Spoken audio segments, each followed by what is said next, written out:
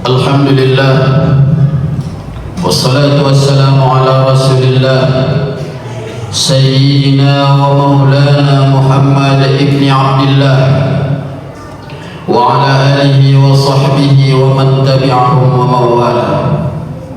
Ashhadu an la ilaha illallah wahdahu la sharika lah wa ashhadu anna Muhammadan abduhu wa rasuluhu la nabiyya ba'd.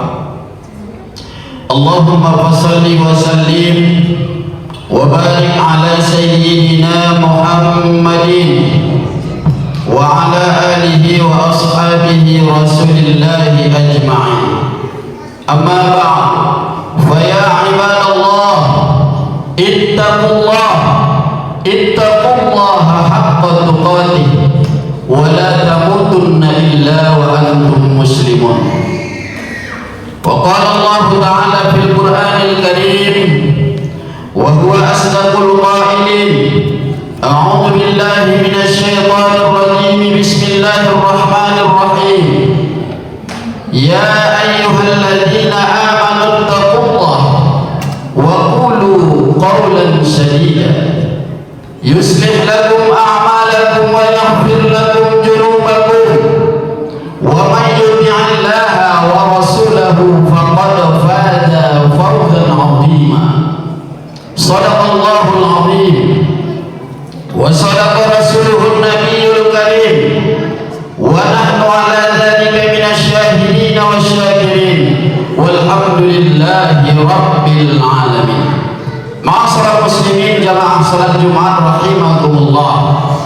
Bersyukur kita kepada Allah Subhanahu wa taala atas karunia, rahmat dan nikmat Allah lah kita bisa berkumpul pada siang hari ini, di hari yang mulia ini, dalam rangka melaksanakan salah satu perintah Allah, yaitu salat Jumat berjamaah kita laksanakan di rumah Allah ini. Mudah-mudahan seluruh rangkaian ibadah kita sebagai bentuk rasa syukur kita kepada Allah Subhanahu wa taala dapatlah kita laksanakan secara istiqamah sampai akhir hayat kita.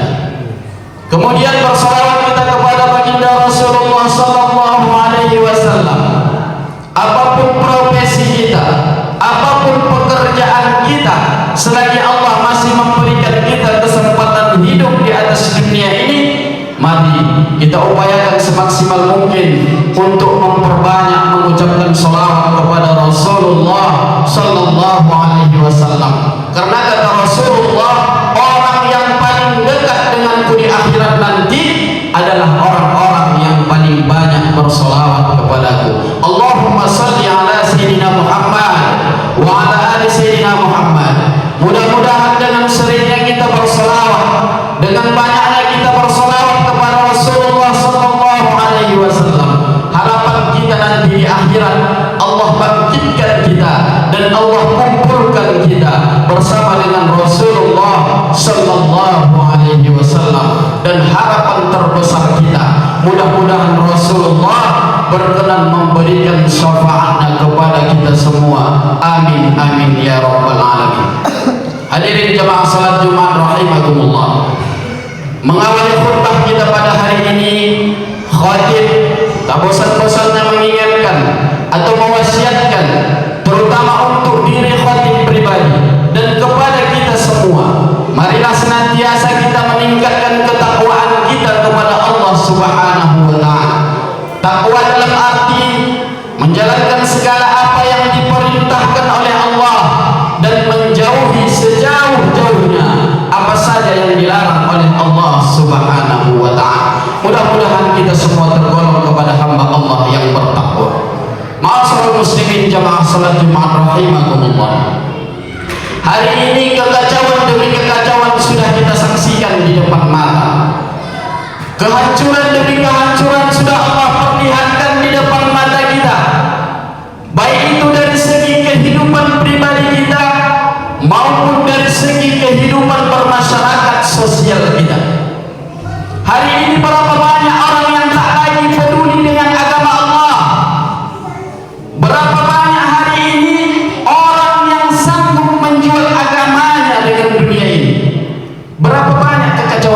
sudah kita saksikan, baik itu orang-orang di sekitar kita, bahkan orang yang jauh non di seberang pulau, di seberang provinsi, bahkan di luar negeri, kita saksikan lewat media sosial, media elektronik, televisi dan lain sebagainya.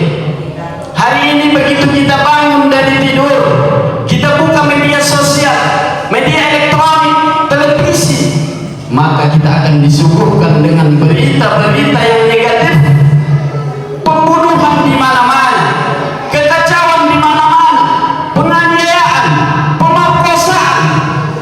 Bahkan baru-baru ini berita yang sangat menggemparkan, khususnya Sumatera Utara, Kota Medan, berita yang sangat menyayat hati kita. Seorang anak sanggup membunuh ibu kandungnya sendiri, ibu kandung yang telah melahirkannya, yang telah mengandungnya 9 bulan 10 hari. Melahirkan adalah wahnan ala wahnin, kesakitan di atas kesakitan, sanggup dan tega dia membunuh ibu kandungnya sendiri. Hari ini berapa banyak kasus yang sudah kita saksikan. Seorang istri sanggup membakar hidup-hidup suaminya, seorang istri sanggup membunuh suaminya. Berapa banyak pula suami yang telah menelantarkan anak dan istrinya. Berapa banyak hari ini yang sudah kita saksikan, seorang suami sanggup membantai anak dan istrinya, seorang pejabat sanggup memakan uang rakyat miliaran bahkan triliunan rupiah. Apa penyebab dari semua ini? Apa muara dari segala perbuatan ini? Apa pokok pangkal dari segala kejahatan ini? Sehingga di akhir zaman ini tak lagi asing kita dengar, sehingga di akhir zaman ini tak lagi asing kita lihat. Kejahatan itu terus saja terjadi, seakan-akan tiada henti, seakan-akan bagaikan laut yang tak bertepi. Apa penyebab dari semua ini? Jawabnya kata Nabi, umat manusia di akhir zaman ini sudah mempertuhankan dunia, sudah lupa dia dengan akhirat, sudah lupa dia dari mana asal kejadiannya. Wallahu akhrajakum min butuni ummahatikum, kalian itu berasal dari perut ibu kalian, la ta'lamuna syai'a, dan kalian tak tahu apa-apa. Kita berasal dari tanah, dari tanah kita berasal dan berada di atas tanah dan akan kembali ke dalam tanah. Kullukum min Adam wa Adam min turab. Kalian itu semua berasal dari Adam dan Adam itu berasal dari tanah. Kita lupa, kita lalai, seakan-akan kita hidup selamanya di atas dunia ini, seakan-akan kita abadi di atas dunia ini. Padahal tak lama kita hidup di atas dunia ini, tak lama dunia ini kita pakai. Kalau kita merujuk kepada umur Rasulullah SAW, paling lama kita hidup di atas dunia ini 63 tahun. Itu pun kalau sampai. Andai pun lebih, itu adalah bonus dari Allah Subhanahu wa Ta'ala. Maka kata Nabi, kun fid dunya ka'annaka hurib, hiduplah kalian di atas dunia ini seperti orang perantau, seperti orang merantau. Seperti apalah kiranya orang yang merantau itu? Berangkat dari kampung halaman, meninggalkan sanak famili, keluarga, orang tua, sampailah di negeri tujuan, sampailah kita di atas dunia ini. Lalu apakah kita akan hidup di atas dunia ini? Tidak. Kita pasti akan pulang ke kampung halaman kita yang sesungguhnya. Maka di dunia ini kita tak lama, yang lama nanti kita di kampung kita yang sesungguhnya, yaitu kampung akhirat. Lalu untuk apa Allah ciptakan kita di atas dunia ini? Mengapa kita bisa berada di atas bumi ini? Apa yang mesti kita lakukan? Berapa banyak hari ini orang yang masih bingung, masih ragu, masih tak tahu dia untuk apa Allah ciptakan dia di atas dunia ini. Apa tujuannya dihidupkan Allah di atas dunia ini? Padahal tak lain dan tak bukan, kita hidup di atas dunia ini ibarat seorang petani. Disinilah masanya kita menanam, wahai saudaraku. Disinilah saatnya kita menanam. Apa yang kita tanam, maka itulah yang akan kita petik dan akan kita nikmati hasilnya di akhirat nanti. Andaikan padi yang kita tanam semasa hidup hidup di atas dunia ini, maka padi itu jualah yang akan kita petik dan akan kita nikmati hasilnya di akhirat kelak. Tapi andaikan onak dan duri yang kita tanam semasa hidup di atas dunia ini, maka onak dan duri itu jualah yang akan kita petik dan akan kita nikmati hasilnya di akhirat kelak. Maka semua tergantung kepada tangan kita, mau melakukan apa, mau menanam apa. Maka kata Rasulullah, isma sita fa innaka mayyit, lakukanlah sesuka hatimu di atas dunia ini, berbuatlah sesuka hatimu di atas dunia ini. Mau jadi apa kau silahkan, mau jadi perampok silahkan, mau jadi bandar narkoba silahkan. Tapi kata Rasulullah, fa innaka mayyit, kau pasti akan mati wahai saudaraku. Kita semua pasti akan mati. Kau akan mati, kau akan terbujur kaku di depan orang banyak. Mandi pun kau tak sanggup, sholat pun engkau disolatkan. Hingga pada akhirnya kita semua akan berada pada satu titik.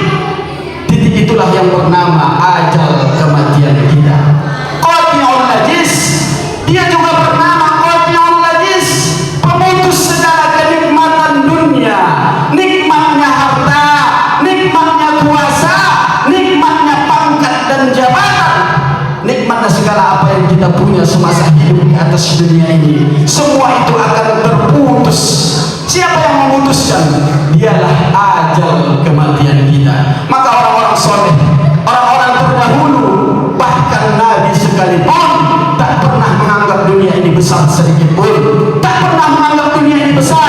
Apa kata Sayyidina Ali? An-nasu niyam, manusia itu tidur. Falamma matu intabahu, dan ketika dia terbangun dari tidur, barulah dia terjaga dari mimpi indahnya. Ternyata dunia ini hanyalah pernak-pernik bunga mimpi semata. Begitulah Sayyidina Ali menggambarkan dunia ini hanyalah sebuah mimpi belaka. Maka jemaah rahimakumullah, selagi Allah masih memberikan kita begitu banyak nikmat, terutama nikmat kesempatan hidup di atas dunia ini, nikmat sehat, nikmat harta, nikmat pangkat dan jabatan, marilah kita gunakan semaksimal mungkin semua nikmat yang Allah berikan itu kepada kita. Kita gunakan sebagai sarana untuk memperbanyak amal ibadah kita kepada Allah Subhanahu wa ta'ala. Karena kata Rasulullah, ketika kita sudah meninggal dunia, ketika kita sudah habis masanya di atas dunia ini, ada 3 yang mengantar jenazah kita ke liang lahat. Ada 3 yang mengantar kita ke liang lahat. Pertama, keluarga kita, harta, dan amal soleh. Andaikan kita punya harta di atas dunia ini, kita mempunyai mobil pribadi, mobil mewah, ketika kita sudah habis masanya hidup di atas dunia ini, andaikan mobil itu ikut mengantar jenazah kita, itu pun cuma sampai di pelataran pemakaman umum saja. Itu pun cuma sampai di parkiran pemakaman umum saja. Setelah selesai proses pemakaman kita, irja'isnani, kata Rasulullah. Yang 2 itu pulang. Irja'isnani, kata Rasulullah. Yang 2 itu pulang. Siapa yang pulang? Harta yang ikut. Andaikan harta kita ikut mengantar jenazah kita setelah selesai proses pemakaman kita, irja'isnani, kata Rasulullah. Harta pulang. Keluarga sana pemilihan netolan jiran tetangga yang ikut mengantar jenazah kita setelah selesai proses pemakaman kita, mereka pulang meninggalkan kita. Wa abqa wahidun, yang tinggal hanyalah 1. Siapa dia? Dialah amal soleh, amal baik kita semasa hidup di atas dunia ini. Kalaulah semasa hidup di atas dunia ini, mulut kita ini pernah kita gunakan memuji Allah, berzikir kepada Allah, membaca kalam Allah, membaca Al-Quran, itulah yang akan menemani kita di alam barzakh kita. Itu yang akan menemani kita menghadap Allah Subhanahu wa ta'ala. Kalaulah semasa hidup di atas dunia ini, kedua tangan kita ini pernah kita gunakan mengusap kepala anak yatim, berinfak, bersedekah, itulah yang akan menemani kita di alam kubur kita. Itulah yang akan menemani kita menghadap Allah Subhanahu wa ta'ala. Kalaulah semasa hidup di atas dunia ini, kedua kaki kita ini pernah kita langkahkan ke rumah-rumah Allah, ke masjid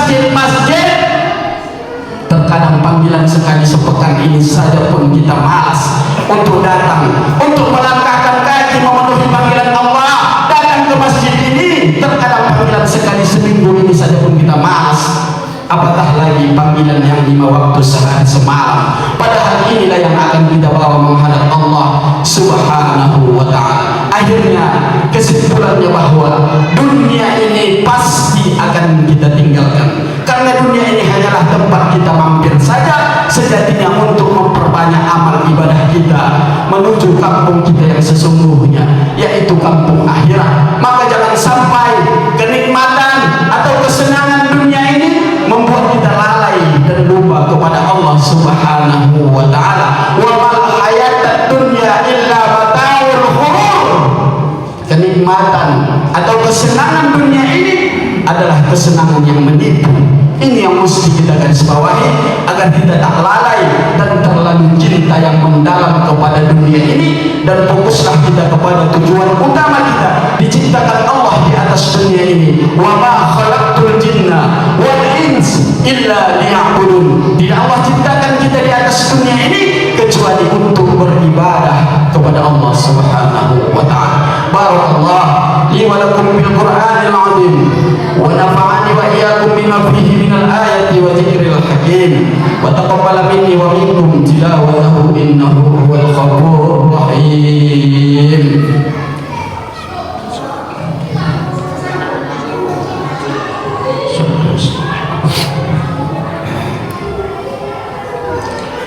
Innal hamdalillah nahmaduhu wa nasta'inuhu wa nastaghfiruh wa na'udzu billahi min shururi anfusina wa min sayyiati a'malina.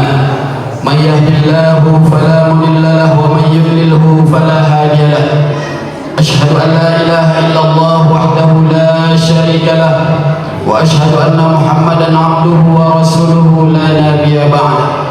Allahumma fassalli wa sallim wa barik ala sayyidina Muhammadin wa ala alihi wa sahbihi rasulillahi ajma'in. Amma ba'd, fa ya ibadallah ittaqullaha haqqa tuqatih wa la tamutunna illa wa antum muslimun. Wa qala Allah ta'ala fi ayatil ukhra, inna Allah wa malaikatahu yusalluna 'alan nabi ya ayyuhalladzina amanu sallu 'alaihi wa sallimu taslima. Allahumma salli 'ala sayyidina Muhammad wa 'ala ali sayyidina Muhammad kama shallaita wa barakta 'ala sayyidina Ibrahim wa 'ala ali sayyidina Ibrahim fil 'alamin innaka Hamidum Majid. Wa Allahumma 'ala arba'atil khulafa'ir rasyidin sayyidina Abi Bakr wa Umar wa Utsman wa Ali wa 'an baqiyatis sahabatit tabi'in wa tabi'at tabi'in wa man tabi'ahum bi ihsan ila yaumiddin wa 'alaina bi rahmatika ya arhamar rahimin. Allahumma ighfir lil muslimina wal muslimat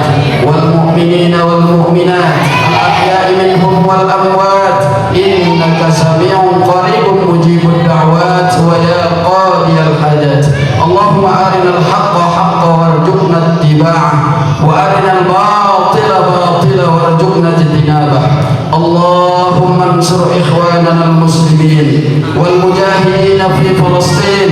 Allahumma ansur ikhwanana al-muslimin wal mujahidin fi Filistin. Allahumma ansur ikhwanana al-muslimin wal mujahidin fi Filistin ya Rahman ya Rahim ya Rabbal alamin. Rabbana atina fid dunya hasanah wa fil akhirati hasanah wa qina adzaban nar. Ibadallah, innallaha ya'muru bil 'adli wal ihsan wa ita'i dzil qurba wa yanha 'anil fahsha'i wal munkari wal baghi ya'idukum la'allakum tadhakkarun. Fadhkurullaha yadhkurkum fas'alu min fadlihi yu'tikum wa la dzikrullahi akbar. Aqimus shalah.